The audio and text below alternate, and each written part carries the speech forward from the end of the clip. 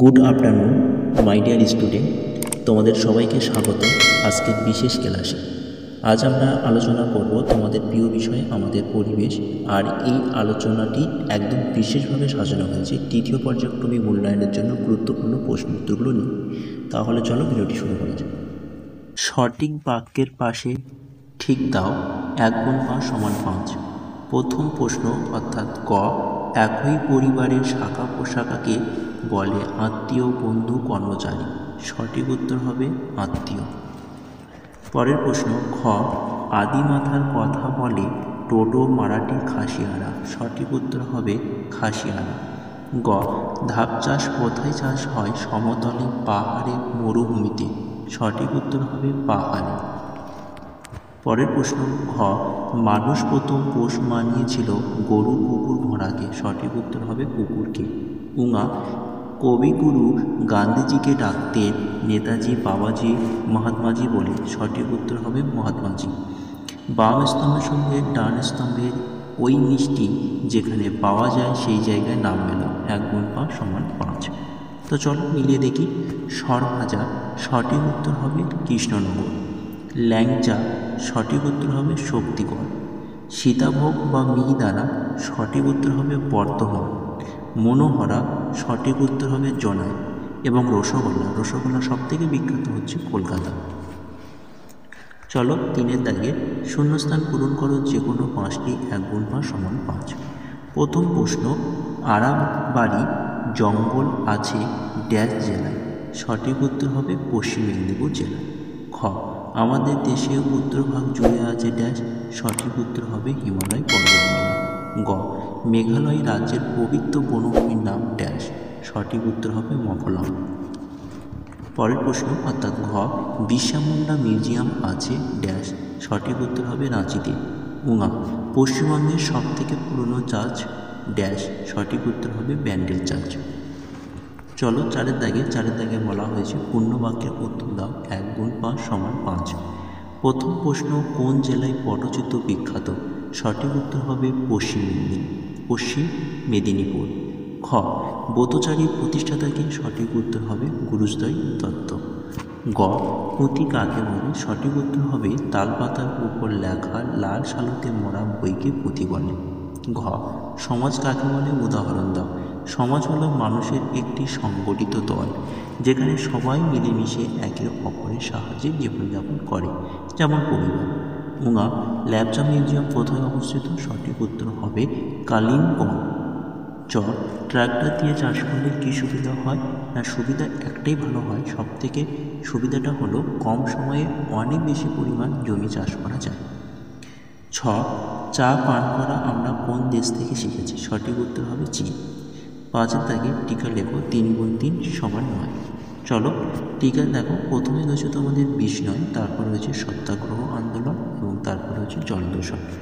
বিষ্ণয় এবং জলদূষণ এ দুটো টিকা লেখো আমি আগের ভিডিওতে বা আগের ক্লাসগুলোতে দিয়ে দিয়েছি। আজকে আমরা আলোচনা করব সত্যাগ্রহ আন্দোলন নিয়ে। তো চলো, সত্যাগ্রহ আন্দোলন ছিল মহাত্মা গান্ধীর নেতৃত্বে পরিচালিত এক অহিংস আন্দোলন, যার মাধ্যমে সত্য ও অহিংসার পথে অন্যায়ের প্রতিবাদ করা হতো। এর অর্থ কী? না, সত্যাগ্রহ শব্দের অর্থ হলো সত্যের প্রতি আগ্রহ বা দৃঢ়তা। উদ্দেশ্য কী? না, অন্যায় ও অত্যাচারের বিরুদ্ধে শান্তিপূর্ণভাবে প্রতিবাদ করা। এবং 2 নম্বর উদ্দেশ্য মানুষের অধিকার ও স্বাধীনতা প্রতিষ্ঠান করা। উদাহরণ কী হবে? 1917 সালে চম্পারণ সত্যাগ্রহ, যেটা গান্ধীজি প্রথম সত্যাগ্রহ করেছিলেন।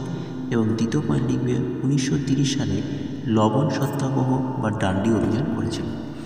6-এর দাগে বলা হয়েছে 2-3টি বাক্যে উত্তর দাও। 3 গুণ 7 সমান 21। প্রথম প্রশ্ন, চাষের ধাপগুলো কী কী? দেখে নাও। চাষের ধাপগুলি হলো প্রথমে জমির প্রস্তুত করা, অর্থাৎ জমি নরম করে চাষযোগ্য করা হয়, যেটাকে আমরা বলি হাল চাষ বা মাটি চুরচুরে করা। দ্বিতীয় পয়েন্ট হচ্ছে বীজ বপন করা, ভালো মানের বীজ জমিতে বপন করা হয়।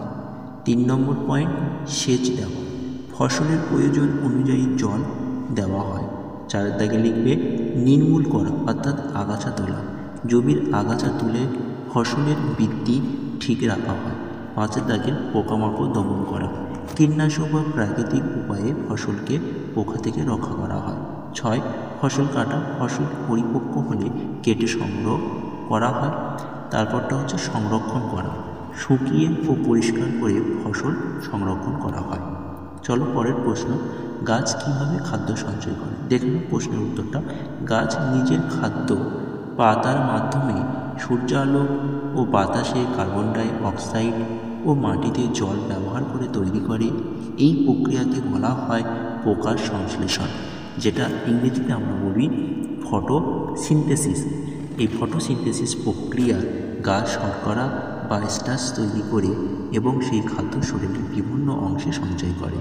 গ স্থাপত্য ও সৌধের উদাহরণ সহ পার্থক্য লেখো। দেখে নাও, আমি তোমাদের ছকটা সুন্দর করে দিয়েছি। একদিকে রেখেছি বিষয় এবং অন্যদিকে রেখেছি স্থাপত্য এবং সৌধ। দেখে নাও, প্রথম বিষয় হচ্ছে অর্থ। স্থাপত্য ঘরে কী লিখব? স্থাপত্য হলো ঘরবাড়ি, মন্দির, মসজিদ, প্রাসাদ ইত্যাদি নির্মাণের পরিকল্পনা ও নির্মাণ কলা। সৌধ হলো কোনো ব্যক্তি বা কোনো ঘটনা বা কোনো ঐতিহাসিক স্মৃতির নিদর্শন হিসেবে নির্মিত স্থাপনা করা। উদ্দেশ্য বাসস্থান, উপাসনা ও ব্যবহারিক প্রয়োজনের জন্য তৈরি করা হয়। স্মৃতি সংরক্ষণ করা বা শ্রদ্ধা প্রদর্শনের জন্য তৈরি করা হয়। প্রধান বৈশিষ্ট্য স্থাপত্যঘরে লিখব শিল্প, নকশা, স্থাপত্যকলা, সৌন্দর্য প্রধান। সৌধঘরে লিখব ঐতিহাসিক বা আবেগমূলক গুরুত্বপূর্ণ বেশি। উদাহরণ কোণারক সূর্য মন্দির এবং সৌধের উদাহরণ হবে কুতুব মিনার। চলো পরের প্রশ্ন। ঘ প্রাচীনকালে কীভাবে খাদ্য সঞ্চয় করা হতো? দেখো, প্রাচীনকালে যখন ফ্রিজ বা আধুনিক সংরক্ষণ পদ্ধতি ছিল না, তখন মানুষ প্রাকৃতিক উপায়ে খাদ্য সঞ্চয় করত যাতে খাবারের দীর্ঘদিন নষ্ট না হয়। তো চলুন দেখে নাও খাদ্য সঞ্চয় প্রাচীন পদ্ধতি। প্রথমে রোদে শুকিয়ে রাখা, অর্থাৎ মাছ, মাংস, শাকসবজি, শস্য ইত্যাদি রোদে শুকিয়ে সংরক্ষণ করা হতো। দ্বিতীয় পয়েন্ট, লবণ মাখিয়ে রাখা। লবণ খাবারের আর্দ্রতা শোষণ করে এবং নষ্ট হতে নষ্ট হতে দেয় না। সেই জন্য খাবারকে কী করা হতো না, লবণ মাখিয়ে রাখা হতো। তারপর পয়েন্ট, তেল বা ঘি সংরক্ষণ। আচার বা ভাজা খাবার তেলের মধ্যে রেখে দীর্ঘদিন রাখা হতো। এবং পরের পয়েন্ট, ধোঁয়ায় শুকানো। মাছ বা মাংস ধোঁয়ায় শুকিয়ে রাখা হতো, এতে তা পচন হতো না। এবং শেষে পয়েন্ট লিখবে মাটির পাত্রে ঢেকে রাখা। শস্য বা দানা মাটি হাঁড়িতে বন্ধ করে রাখা হতো যাতে বাতাস ঢুকতে না পারে। চলো পরের প্রশ্ন। উমার দাগে মানুষ কোন ধরনের পশুকে পোষ মানিয়েছিল? দেখে নাও, মানুষ যেসব পশুকে পোষ মানিয়েছিল তার মধ্যে প্রথম হচ্ছে গরু বা মহিষ। কেন পোষ মানিয়েছিল? না হাল চাষ বা দুধের জন্য। পরের পয়েন্ট হচ্ছে ভেড়া বা ছাগল, মাংস, দুধ এবং উলের জন্য। 3 দাগে ঘোড়া ও উট যাতায়াত বা বোঝা বহনের কাজে ব্যবহার করত। কুকুর পাহারা দিতে বা শিকার ধরার জন্য। 5 দাগে মুরগি ও হাঁস ডিম ও মাংসের জন্য। পরের প্রশ্ন, চাষের জমিতে সার কেন দেওয়া হয়?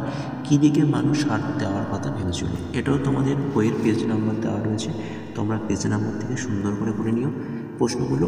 এবং তারপরে প্রশ্নটি অর্থাৎ 6 দাগে দূষণের ফলে পরিবেশের কী ক্ষতি হয়? এখানে এই প্রশ্নটাও তোমরা তোমাদের নিজেদের ভাষায় লিখবে। এখানে বিভিন্ন দূষণ সম্পর্কে তোমরা লিখতে পারো, যেমন মাটি দূষণ, বায়ু দূষণ, জল দূষণ। এইভাবে তোমরা লিখবে। না লিখতে পারলেও অবশ্যই তোমরা আমাকে কমেন্ট করে জানাও, আমি তোমাদের এই দুটো প্রশ্নের উত্তর পরে ক্লাসে আমি দিয়ে দেবো। ততক্ষণে তোমাদের ক্লাসটি এই পর্যন্ত রইল। ক্লাসটি ভালো লাগলে অবশ্যই ভিডিওটি তোমাদের বন্ধুবান্ধব আত্মীয়ের সাথে বেশি করে শেয়ারও করো। চ্যানেলে নতুন হলে অবশ্যই চ্যানেলটিকে সাবস্ক্রাইব করো। আজকের ক্লাসটি রইল। টাটা, বাই বাই, ভালো থাকো।